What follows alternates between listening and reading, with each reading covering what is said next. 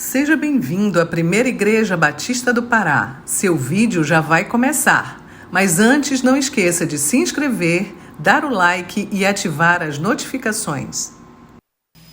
Boa noite a todos. Que a graça e a paz do nosso Senhor Jesus esteja sobre a vida de cada um de nós. Amém? Queridos, abra lá a sua Bíblia em 1 Tessalonicenses, capítulo 1, verso número 5. Ao longo das últimas quartas-feiras, a gente está expondo o livro de Tessalonicenses. Na verdade, essa é a 9ª exposição. Entretanto, a gente começou no livro de Atos, capítulo 17, mostrando como é que foi plantada essa igreja, onde nós estamos estudando a epístola de Paulo aos Tessalonicenses. Em Atos capítulo 17, a gente vai ver na sua segunda viagem missionária, o apóstolo Paulo com a sua equipe ali, Paulo e Silas, estão indo numa cidade importante, falando do amor de Jesus Cristo, e por 3 semanas eles anunciam a palavra do Senhor, e nós percebemos claramente no texto de Atos 17, que o Espírito Santo impacta a vida de muitas pessoas ali naquela cidade, a começar dos judeus que se reuniam numa sinagoga, mulheres e também muitos gentios são alcançados por meio da salvação em Cristo Jesus. E nós percebemos que chama a atenção de muitas outras pessoas o que está acontecendo naquela cidade. E Paulo sofre perseguição, ele tem que sair meio corrido da cidade ali, mas ele deixa uma igreja plantada, ele e a sua equipe. Passa-se alguns meses, ele está em Corinto, na cidade de Corinto, e é a partir dali que ele escreve essa carta, tá? 1ª e também 2ª Tessalonicenses.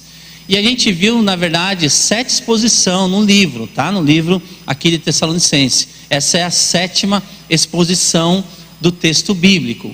A ideia nossa é trabalhar, talvez versículo por versículo, às vezes 2, 3 versículos de uma vez só, conforme a gente vai ver que o texto nos indica dessa forma, tá bom?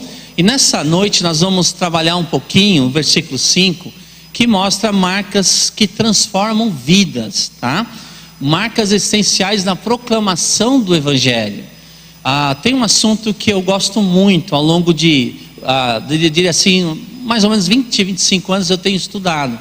Tenho me dedicado a estudar um pouquinho o movimento de avivamento que aconteceu ao longo da história. E quando a gente estuda sobre avivamento, que é algo que não é o homem que promove, mas sim é o Senhor Deus agindo na história humana, nós vamos perceber quando estudamos isso, que também essas marcas que refletem na igreja de Tessalônica, ela também acaba sendo elementos que marcam também a história de muitos avivamentos que aconteceu ao longo da história. Quando o Evangelho do Senhor é anunciado com poder, com autoridade, nós temos que ter expectativa de que Deus é poderoso de realizar coisas pelas quais só Ele tem o poder de realizar entre nós.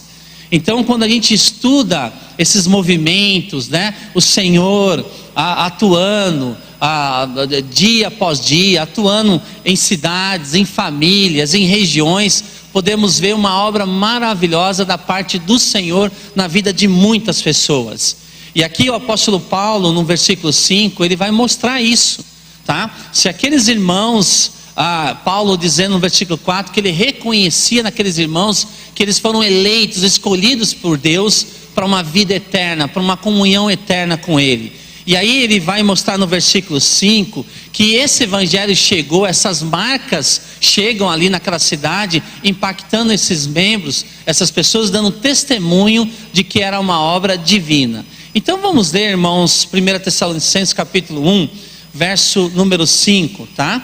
E o tema dessa noite é marcas que transformam vidas. Diz assim a palavra do Senhor: porque o nosso evangelho não chegou até vós tão somente em palavras, mas sobretudo em poder, no Espírito Santo e em plena convicção, assim como sabeis ter sido o nosso procedimento entre vós e por amor de vós. Vamos orar mais uma vez. Pai, muito obrigado porque temos o privilégio de nessa noite estudarmos um texto tão rico da sua palavra. Por favor, ajuda a nossa mente a absorver essas verdades, aquieta o nosso coração, e que o Senhor seja, Pai, protagonista único, principal, o centro das atenções, de mais uma vez desse culto dirigido ao Senhor. Oramos assim em nome de Jesus, amém. Então, meus irmãos, o apóstolo Paulo aqui, mostrando para aqueles irmãos, escrevendo aos irmãos de Tessalônica, reconhecendo algumas marcas, né, que provocou mudanças de paradigmas, de cosmovisão, de valores, de crença, de transformação mesmo numa cidade tão importante como a cidade de Tessalônica. Aí ele vai dizer o seguinte, que o nosso evangelho, a primeira marca apresentada por apóstolo Paulo, explicando a raiz das vidas transformadas e o nascimento de uma igreja local, é o evangelho, ao que ele chama de o nosso evangelho, tá? O evangelho do Senhor Jesus Cristo, o nosso evangelho. Ou seja, o evangelho de Jesus entrou tão poderosamente na vida do apóstolo Paulo e também na vida daqueles irmãos que eles assimilaram.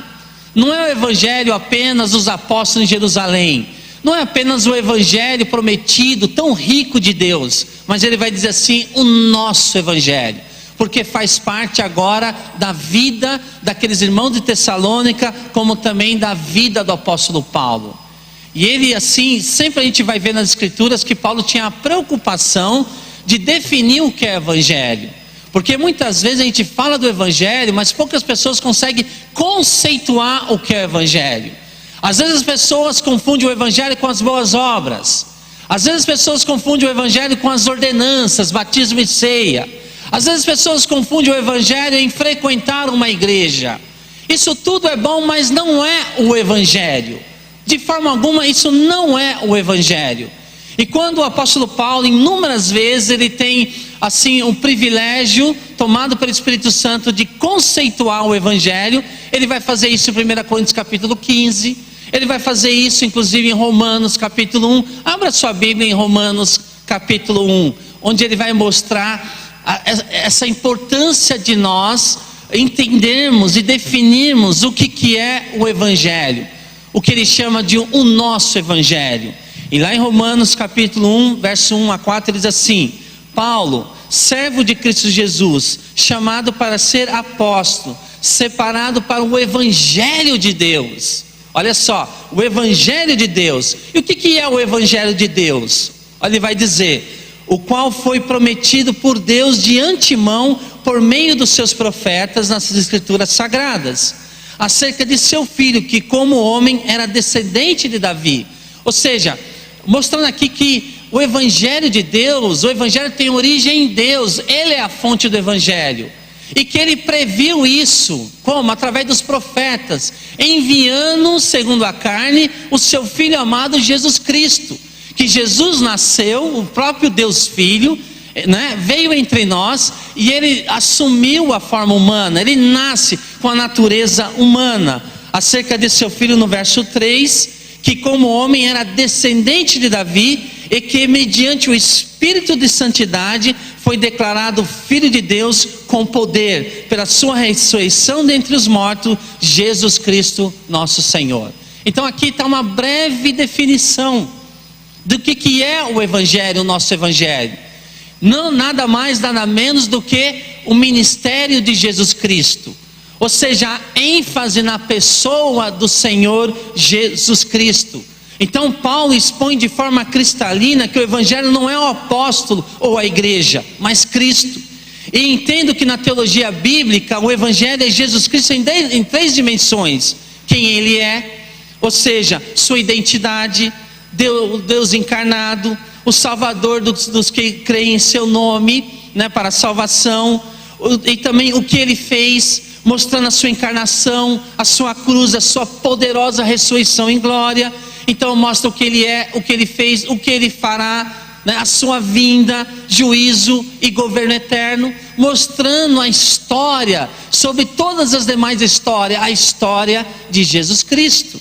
Então assim, ao iniciar sua carta aos Tessalonicenses, dizendo que o motivo das conversões foi o evangelho, é possível que Paulo esteja intencionalmente retirando o foco de si, Provavelmente porque os tessalonicenses estariam impressionados com ele e suas palavras. É certo que Paulo ensina que o motivo das vidas transformadas não foi a chegada do apóstolo, mas do evangelho.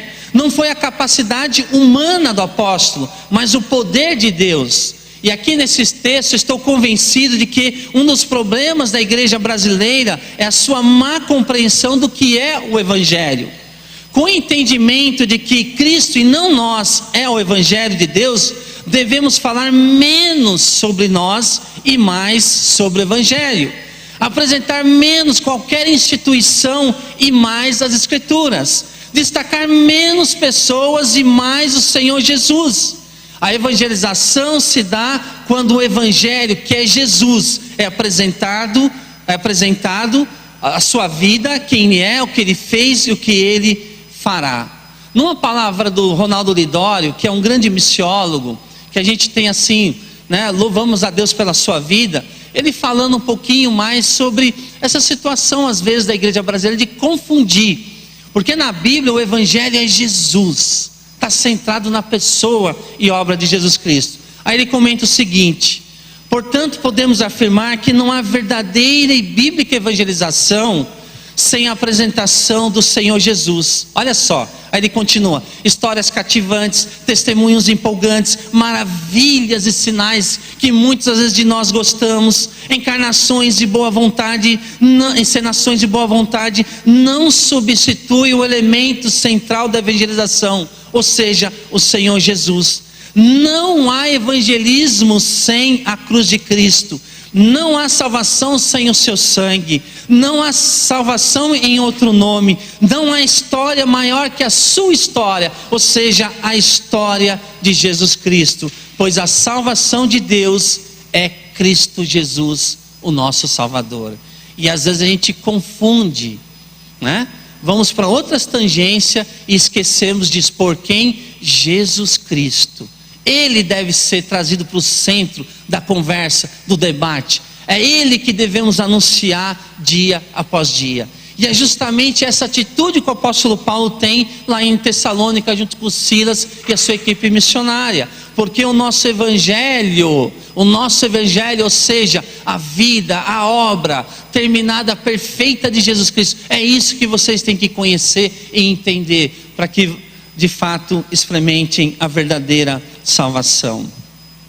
Um outro elemento aqui, uma outra marca, né, que transforma a vida, que a gente vai ver aqui, olha só: porque o nosso evangelho não chegou até vós tão somente em palavras. Olha seu destaque aqui, tão somente em palavras. No texto que estamos observando, Paulo afirma que o evangelho não chegou tão somente em palavras, que é a segunda marca que eu queria destacar, indicando aqui duas verdades. A primeira é que o fator que fez o evangelho transformar vidas não é humano ou de simples competência comunicacional. Ou seja, a gente pode ter as melhores lógicas, oratórias, expressões comunicacionais possíveis, mas se Deus não agir, são palavras. São palavras. E Paulo vai mostrar que não foram as palavras que fizeram uma igreja nascer. Por isso Paulo completa a frase: mas sobretudo em poder. Não tão somente em palavras, mas sobretudo em poder. Explicando que vidas são transformadas pelo poder de Deus e não pela habilidade da oratória comunicacional do evangelista. Paulo nos lembra em Romanos 1,16 que o evangelho é o que? O poder de Deus.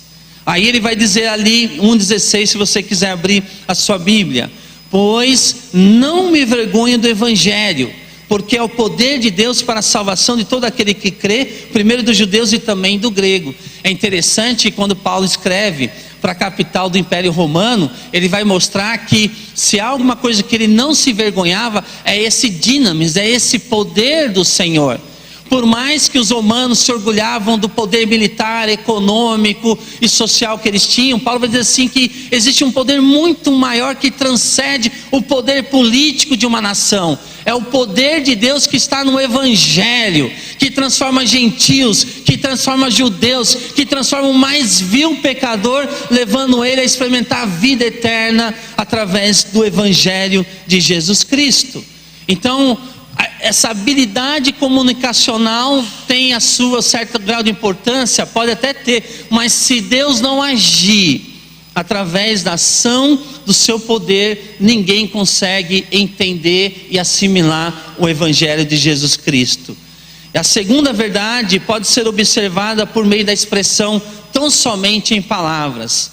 Ele retira o foco principal das palavras como fator de transformação de vida, mas não as tira completamente de cena. Interessante, né? Paulo está dizendo assim, olha, se por mais que você pregue o Evangelho, se Deus não agir, se não estiver debaixo do altar com a unção do Senhor, o efeito não é poderoso. Mas ele aqui não tira também, veja, toda a importância de se pregar com palavras. Por isso que ele usa aqui tão somente em palavras. Paulo retira o foco principal das palavras como fator de transformação de vidas, mas não as tira completamente de cena. Ou seja, é necessário às vezes, sempre, né, com a autoridade do Senhor, que a nossa vida seja acompanhada de palavras que dê esse alicerce da comunicação do Evangelho de Jesus Cristo. A frase muitas vezes falada no meio evangélico do Brasil, né, de São Francisco de Assis, não faz muito sentido. Lembra que é muito comum ser usado a frase dele: prega o Evangelho, se necessário use palavras, né?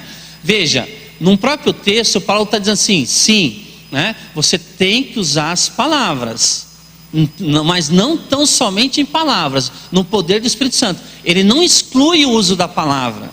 Inclusive nós vamos ver em Romanos 10, 14 e 15 a necessidade de usar palavras, mas alinhado com a autoridade do Espírito Santo sobre as nossas vidas. Romanos capítulo 10, 14 e 15, Paulo está dizendo assim que, né, a importância de entender que Deus se comunicou em linguagem humana. Deus falou a língua dos homens. Não é à toa que ele registrou no Antigo e Novo Testamento palavras compreensíveis, seja no hebraico, aramaico, seja no grego. E aqui em Romanos capítulo 10, 14 e 15, Paulo vai dizer assim: como porém invocarão aqueles em quem não creram? E como crerão naquele de quem nada ouviram? E como ouvirão se não há quem pregue? E como pregarão se não forem enviados? E como está escrito, quão formosos são os pés do que anunciam coisas boas, né?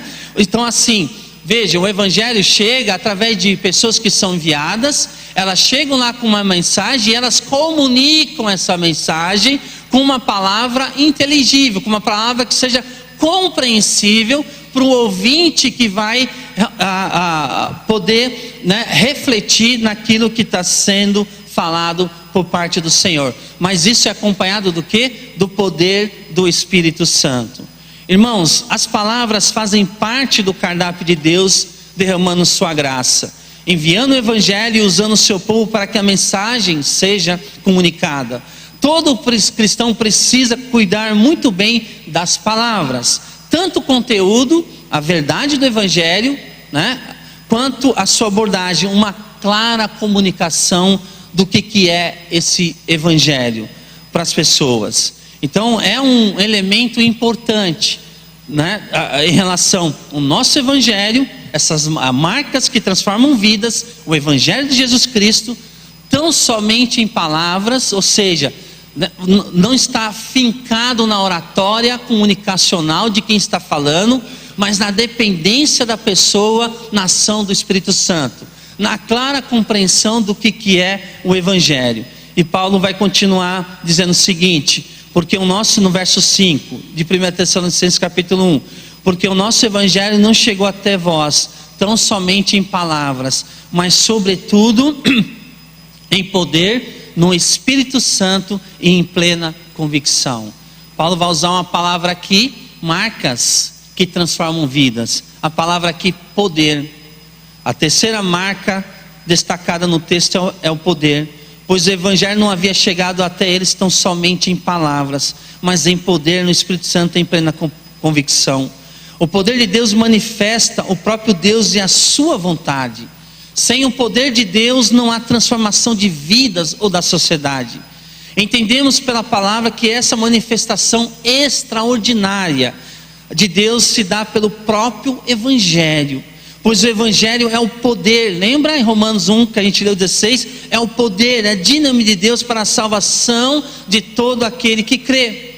Nós podemos nos preparar, realizar cursos de treinamento de diversas ordens, seguir cuidadosamente cada fase na evangelização, porém se Deus não se manifestar, nada verdadeiramente acontece. Só o poder de Deus transforma corações de pedra em corações de carne. Só o poder de Deus muda a depressiva história de uma família.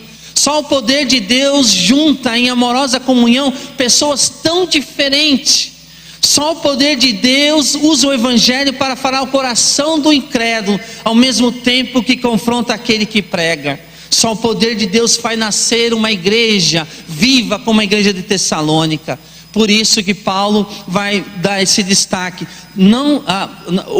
Porque o evangelho não chegou até vós tão somente em palavras, mas sobretudo em poder. Mesma palavra usada em Atos 1:8. E recebereis o quê? Poder, dinamis, ao descer sobre vós quem? A terceira pessoa da Trindade, o Espírito Santo, que capacita as pessoas a serem testemunhas do Evangelho de Jesus Cristo. Essa mesma palavra usada aqui em Tessalonicense, mas sobretudo em poder de quem? Do Espírito Santo. Ele é a fonte na qual a gente, revestido de coragem, de autoridade, podemos proclamar a verdade do Senhor que está em Cristo Jesus, o nosso Salvador.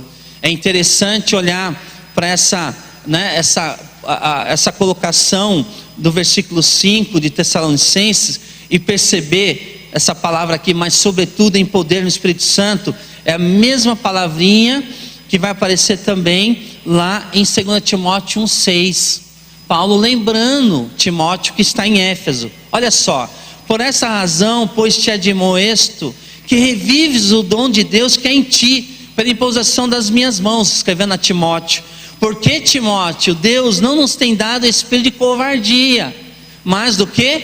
De poder. Olha a mesma palavrinha usada em Tessalonicenses versículo 5. Mas de poder, de dinamis.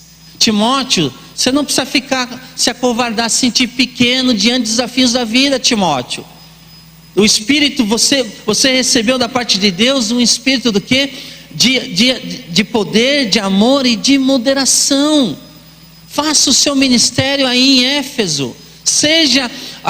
Cumpre, né, aquilo pela qual Deus te chamou nessa cidade aí. Paulo exortando então o amado Timóteo. Por quê? Porque viver na dependência, na fonte primária do poder do Espírito Santo na nossa vida, faz com que a nossa vida seja transformada e outras pessoas também usufruem de uma transformação através do Evangelho de Jesus Cristo. Aí o texto vai mostrar uma outra marcas que transformam vidas. Olha só, voltando para o verso 5. Porque o nosso Evangelho não chegou até vós tão somente em palavras, mas sobretudo em poder no Espírito Santo. É interessante, e eu concordo com o Dr. Martin Lloyd Jones, que foi um grande erudito da palavra de Deus. Se existe um apóstolo do meio pentecostal, quantas vezes ele insere a pessoa do Espírito Santo na Bíblia? É interessante. Você quer ver um exemplo? Leia na sua casa Romanos capítulo 9. É o capítulo da Bíblia que mais fala do Espírito Santo, que mais aparece o termo Espírito Santo. E aqui o apóstolo Paulo vai mostrar a importância também de nós vivermos na dependência, na atuação do Espírito Santo em nós e através de nós. Então o Espírito Santo é outra marca relatada por Paulo no plantar da igreja em Tessalônica. Sua função é clara na conversão do homem, conduzindo à convicção de que ele é pecador e está perdido, e despertando nesse homem a sede pelo Evangelho e atraindo-o a Jesus. Sem o Espírito Santo, podemos compreender que somos moralmente imperfeitos, ou até mesmo pecadores, mas somente o Espírito Santo nos dá a convicção de que estamos perdidos e necessitados de Deus. Sem a sua ação, a evangelização não passaria de proposta humana, elucidações espirituais, palavras lançadas ao vento, sem público, sem conversões, sem atração a Cristo. A palavra nos ensina que é o Espírito Santo quem convence o homem do quê? Do pecado, da justiça e do juízo, como diz João 16, versos 7 e 8. Sem a sua ação, o ser humano não reconhecerá o pecado como uma ofensa a Deus, apenas como um natural desvio moral, talvez social ou quem sabe cultural. Além disso, há uma diferença entre reconhecer o pecado e entender que está perdido. E ainda uma diferença enorme entre entender que está perdido e que precisa de Deus e da sua redenção que está no Evangelho. Todo esse entendimento do pecado, da juízo e do juízo é diretamente promovido pela ação do Espírito Santo, sem a qual qualquer exposição da verdade de Cristo não gera verdadeiro arrependimento. Como o ministério do Espírito Santo é importante nós entendermos, estudarmos a palavra do Senhor e perceber que Ele tem que agir, né? Através da nossa vida, que temos Ele como habitação em nosso coração. Nós temos a marca dele na nossa vida, nós somos o penhor dessa salvação. O Espírito Santo é o penhor da nossa a salvação eterna em Cristo Jesus. E é fundamental nós entendermos esse papel do Espírito Santo no nosso ministério, né? Dentro e fora da igreja. Uma vez eu comentei aqui na nossa celebração, numa das nossas celebrações, que há mais ou menos há uns 20 anos atrás eu resolvi fazer um estudo sobre o ministério do Espírito Santo relacionado com o ministério de Jesus nos evangelhos. E eu fiquei assim impressionado o quanto o Espírito Santo atuou no Filho de Deus, no Deus encarnado Jesus Cristo. Você vai ver várias expressões, não só que Jesus nasceu, né, através da ação do Espírito Santo na vida de Maria, mas que Jesus foi ensinado no poder do Espírito Santo, que Jesus foi cheio do Espírito Santo, que o seu ministério foi guiado pelo Espírito Santo. Ou seja, o tempo todo está entrelaçado o Filho de Deus e o Deus Espírito Santo. E eu lembro quando eu concluí o meu estudo, depois de muitos, talvez muitos dias, eu olhei assim e falei: meu Deus, quanto mais o teu Filho perfeito, o Deus encarnado entre nós, viveu uma vida tremenda, e ele se submeteu ao teu Espírito Santo, e ele foi guiado pelo Espírito Santo, ele aprendeu com o Espírito Santo tantas coisas. Imagine nós, mortais. Por isso que Paulo inúmeras vezes ele faz de destaque da importância da gente entender que são marcas que transformam vidas, quando o Espírito Santo atua para glorificar o Pai e o Filho na vida de pessoas, na vida de uma igreja e no avivamento de uma cidade. O quanto isso de fato é importante.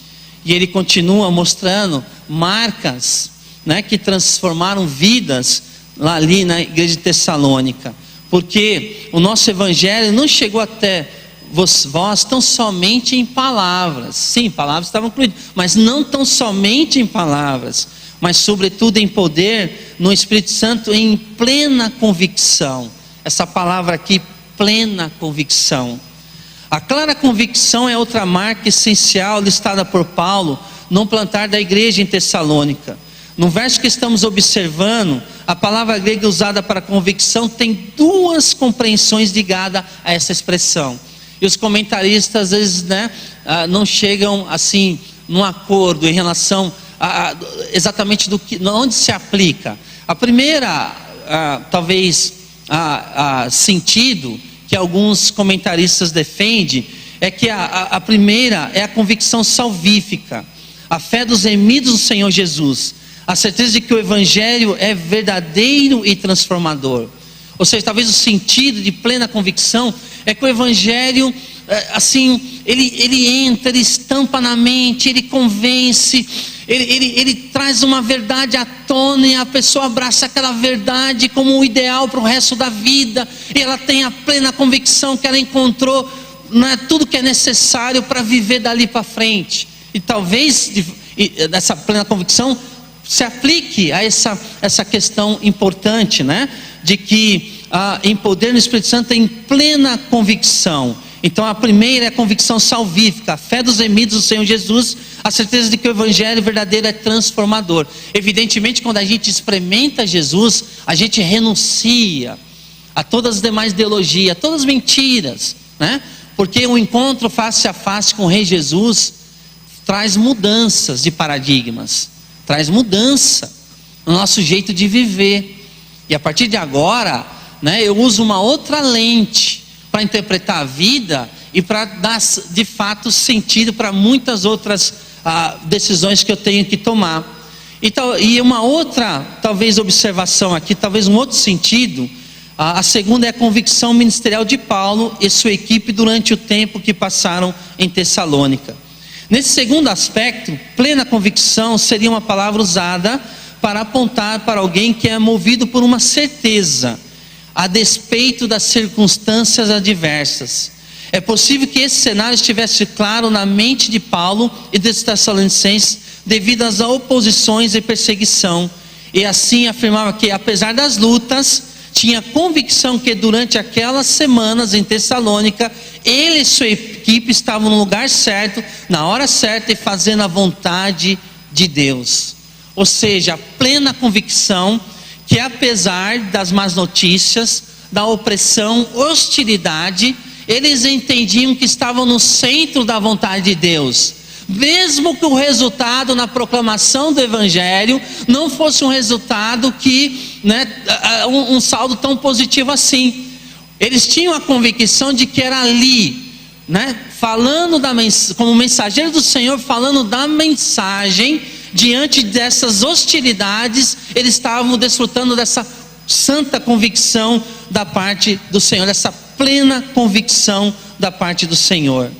Por quê, irmãos? Porque em qualquer ministério, seja pastoral ou missionário, precisamos desesperadamente da convicção que só Deus dá. O que deve definir a paz em nosso coração não são as lutas ou a ausência de lutas, mas a certeza de que estamos onde Deus nos colocou, no tempo de Deus e fazendo a sua vontade.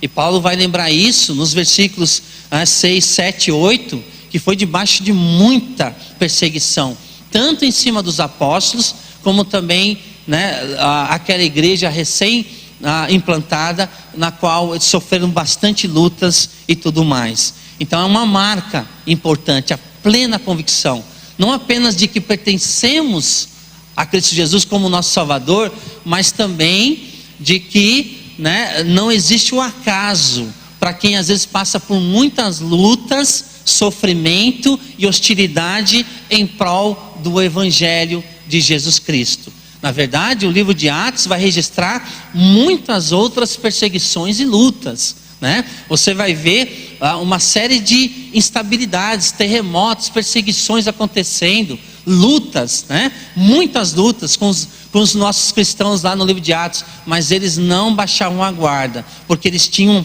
plena convicção, uma convicção na mensagem do Evangelho, e que também Deus tinha controle sobre todas as coisas ali na igreja, ali durante o ministério deles.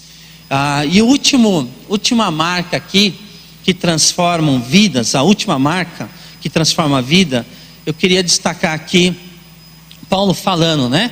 Porque o nosso Evangelho não chegou até vós tão somente em palavras, mas sobretudo em poder, no Espírito Santo, em plena convicção, assim como sabei ter sido nosso procedimento entre vós e por amor de vós. Então a palavra aqui, procedimento, né? O nosso procedimento. A última marca encontrada no verso 5 é o procedimento de Paulo e sua equipe missionária em Tessalônica. Ele destaca que esse procedimento era conhecido. Ele usa dessa forma, assim como sabeis ter sido o nosso procedimento. Ou seja, não era um conhecimento já estabelecido. Ou seja, que a vida do apóstolo Paulo e daqueles irmãos falavam tão alto de Silas, da equipe missionária, que não deixava dúvidas. A vida deles refletia um evangelho transformador. Ele usa uma palavra aqui, eido, que é uma palavra assim, que nem, existe no grego duas palavras para conhecimento. Um é gnosco, que é um conhecimento progressivo. Que nem, vocês me conhecem, muitos de vocês sabem meu nome, Isaías Cristal, sabe que eu sou casado com uma linda mulher chamada Ana Cláudia, que eu tenho 2 lindos filhos, Mateus e Thomas, né? Alguns de vocês sabem que time que eu torço. Não vou falar que meu time faz tempo que, né, tem as suas dificuldades. Então assim, você vai convivendo comigo, é um conhecimento progressivo, isso é gnosco, tá? Mas existe algum conhecimento que ele se esgota. Exemplo, se eu perguntar assim, que terno que eu estou usando, que cor que é esse terno? Preto, eu acho que é azul marinho, né? Mas olha só, isso aqui é o quê? Isso aqui é um púlpito, certo? Ou seja, essa aqui é um conhecimento que precisa ser melhorado. Isso aqui é um púlpito, ok? Você está com a Bíblia na mão, é uma palavra usada eido. E Paulo vai usar essa palavra dizendo assim, que o conhecimento que eles tinham da vida do apóstolo Paulo, do procedimento, o evangelho alinhado com a vida deles, era um fato já estabelecido. Era uma verdade que não precisava mais de dar comprovação de uma vida plena, vivida na presença daqueles irmãos ali de Tessalônica. Então veja, ele destaca que esse procedimento era conhecido, ou seja, percebido. A ideia aqui é percebido com os olhos. Com os olhos. O que Paulo está querendo dizer é que é o seguinte: estamos sendo observados constantemente. O nosso falar, o nosso meditar, a forma como a gente entra no elevador, a forma como a gente se expressa diante de situações boas ou ruins. Às vezes, né, tem dias que o dia é complicado, mas aí precisamos esticar o nosso evangelho, porque faz diferença diante de dias, né, complicados, diante de dias de adversidades. O texto está querendo mostrar que a vida desses homens era constantemente observadas pelos tessalonicenses. E veja, eles foram aprovados por quê? Porque comprovaram com as suas vidas que o evangelho é transformador. Nossas ações, palavras, brincadeiras e mesmo silêncio, e nessa observação que daremos testemunho de uma vida transformada por Cristo ou não. É nessa observação que olharão para nosso procedimento e entenderão que algo extraordinário aconteceu em nossa vida. Ou seja, não adianta ter um encontro com o Rei dos Reis, Senhor dos Senhores, e continuar levando, né, a mesma tonalidade, as mesmas passadas. Não, o evangelho é transformador. Algo aconteceu e algo continua acontecendo, porque o Senhor começou uma boa obra em você e através de você, da sua vida. Isso reflete na onde? No procedimento entre vós. E ele continua: é nessa observação que olharão para nosso procedimento e entenderão que algo extraordinário aconteceu em nossa vida. Palavras sem procedimento não convence. O que o mundo precisa para conhecer a Cristo é o poder de Deus manifesto em vidas que proclamam com fidelidade o evangelho e ao mesmo tempo vivem nos detalhes da vida diária. E nesse sentido, eles foram aprovados pelo Senhor. Marcas, irmãos, marcas que transformam vidas. E Paulo vai dizer assim: é o nosso evangelho, é o evangelho que ela chega paralelamente, não tão somente em palavras, mas sobretudo em poder. De quem? Do Espírito Santo, em plena convicção. Ou seja, ninguém mais tira essa verdade da minha vida, assim como sabeis ter sido o nosso procedimento entre vós e por amor de vós. Que Deus nos ajude nessa tarefa tão importante de cultivarmos em nós essas marcas que não apenas estão transformando dia a dia a nossa jornada, mas também de outras pessoas do nosso círculo de amizades. Amém? Vamos orar, nosso Deus. Senhor, eu quero agradecer mais uma vez pela oportunidade de poder refletir em versículo 5 da Tua Palavra, em Tessalonicenses. Ó Deus, tão importante, esses elementos essenciais na proclamação e na vivência do verdadeiro Evangelho. Obrigado porque o Evangelho, ele é transformador.